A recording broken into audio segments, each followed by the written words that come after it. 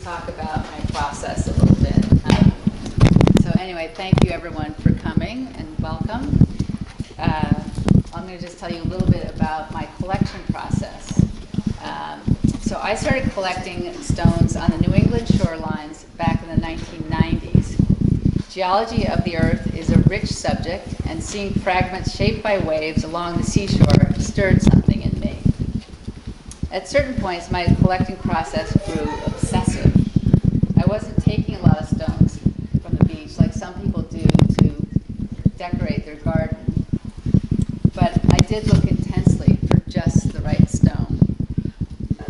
I tend to be attracted to the dark, smooth, or round stones. The darkness is from volcanic material called basalt, which takes on a fine grain as it cools at the Earth's surface. If rocks cool below the Earth's surface, the grains tend to get much bigger and coarser, so the fine grains make for these smooth stones. Visually, I knew the darkness would contrast well with the infinite white sea I intended for the background. The perfect roundness of these stones comes from the thrashing force of the sea in narrow coves. As to why we are attracted to round shapes, there are many studies showing angular shapes as associated with harshness, and curved shapes representing calm. And you can decide. I have one that is not round, and the rest are round, and I don't know that this is cruel, but another interesting aside, just as recently as 2007, scientists actually discovered that there's a geometric formula for why stones become round in certain coves, certain rivers, and they can recreate it in the lab with barrels, and also grains of sand become round. So the hunt for the right stone is always part of the adventure, as it was when I drove the roads of Cornwall. As some of you know, I collected roadkill and photographed roadkill for quite a few years. And you just never know what you're going to find. With one instance, for this grid, I just knew I had maybe 11 or 9. And I just said to Alex, my husband, I was like, I really need one more round stone. And we were out kayaking off the coast of Maine, and I looked at the map, and there's this island way at the edge of the map.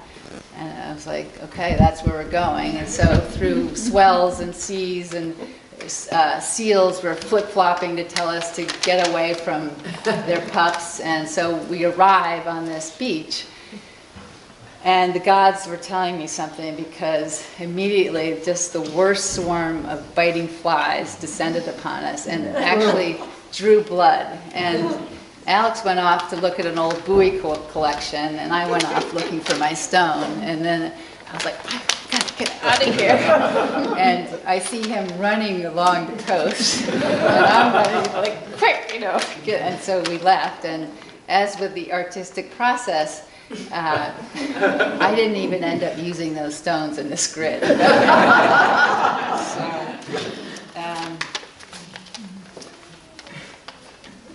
Okay, I first photographed these stones in 1995 when I was experimenting with the grid format, and some of you may remember I photographed potatoes in that format, and that showed at the Rose All-Grant show years ago.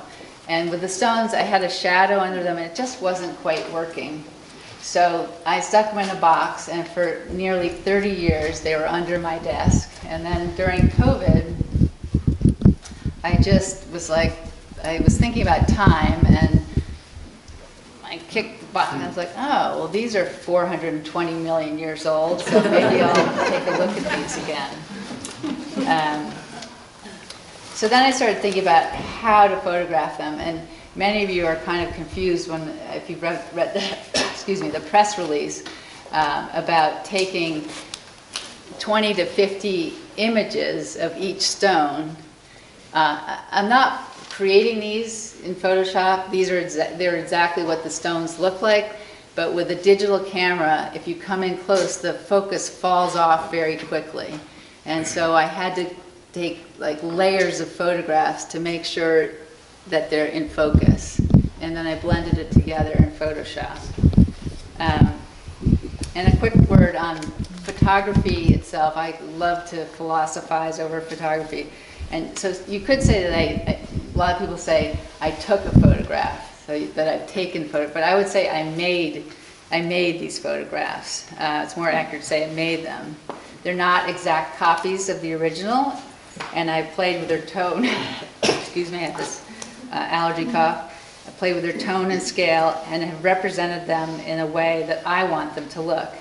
This is much like putting selfies on Instagram, where you curate how you want to look and fetishize your looks. And so I would ask, is that what I'm doing with these stones? I monumentalize them and memorialize them. In the end, I'd ask, do you prefer the image over the real? This is a topic that interests me to no end. So if you want to talk about Plato's cave and the nature of reality, come find me afterwards. So finally, a word about the title of the show, In Human Time. So it was inspired by a line from the New Yorker writer Louise Erdrich, who had a short story called The Stone. I highly recommend, if you're interested in stones, that you find it on the internet, because it's a great piece. And her quote is, "A stone is a thought that the earth develops over inhuman time." And so the word inhuman we usually associate with cruelty, but the second definition means not human in nature or character. We are in a proposed geologic epoch now called Anthropocene, where the predominant feature in humans' impact on geology, ecosystems, and beyond. The predominant feature is humans' impact on the earth. And humans are hastening the destruction of our planet, and there will be the next phase where humans no longer inhabit the earth, beyond human time, if you will, inhuman time. But likely the stones are going to be here long after we are. On a lighter note,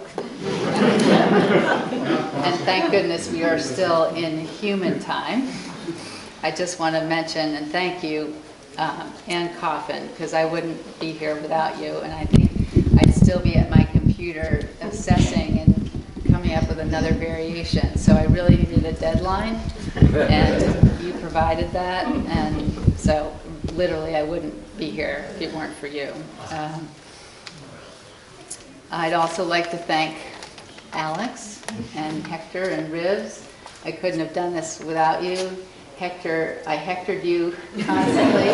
Do you like this print? Do you like that print? And always helping me. And Rivs, who helped me hang the show, and Alex helped me hang the show, and all the beautiful cards.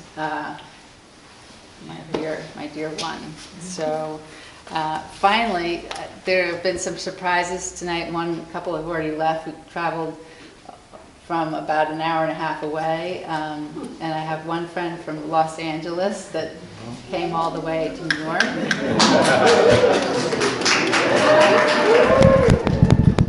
And then I have a special group from Brooklyn called the Upswingers.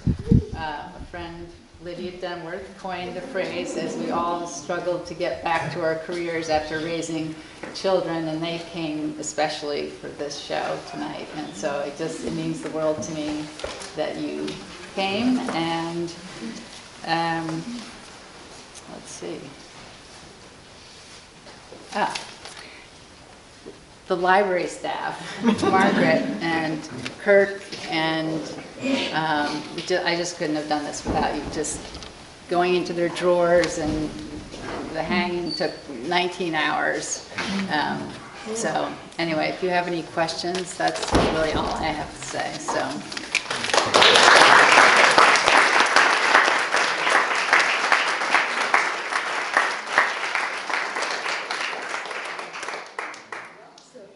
could you talk a little bit about your passage as a photographer? Who were influences when you started, and what were the first images that you did? Sure. The Beschers, I don't know if anyone saw the Metropolitan Museum had a show of this German couple, Bernd and Hilla Bescher, who worked exclusively with the grid, and they used burn furnaces and water towers, and they came in the 60s, and so Donald Judd and there are many minimalists using sort of repetitive forms. And so I've always been attracted to that way of working. Going back, one of my absolute favorite photographers is Karl Blossfeldt, German photographer who took photographs close up like this.